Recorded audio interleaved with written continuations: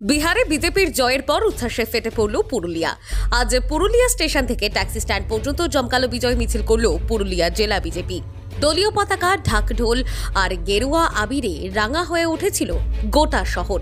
বিজেপির নেতা নেত্রী থেকে শুরু করে কর্মী সমর্থক সকলেরই একটাই সুর, এই জয় আমাদের, এই জয় উন্নয়নের। মিছিলে উপস্থিত ছিলেন পুরুলিয়া জেলা বিজেপি সভাপতি শঙ্কর মাহাতো। স্বতঃস্ফূর্ত কর্মীদের সঙ্গে তিনি নিজেও হাতে আবির লাগিয়ে কপালে টিপ পরিয়ে উদযাপনকে আরও রঙিন করে তুললেন। দেখুন বিস্তারিত। শঙ্কর মাহাতো, জেলা সভাপতি বিজেপি, কি বললেন।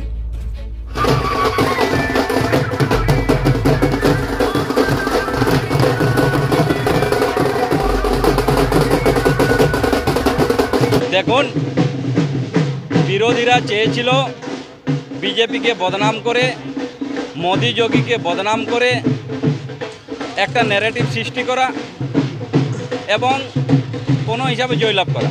কিন্তু জনগণ বিজেপির সাথে আছে, সে বিহারের জনগণ হোক আর সারা ভারতবর্ষের জনগণ হোক।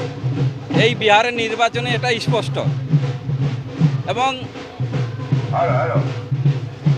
बिहार का ये झांकी है, बांग्ला अभी बाकी है।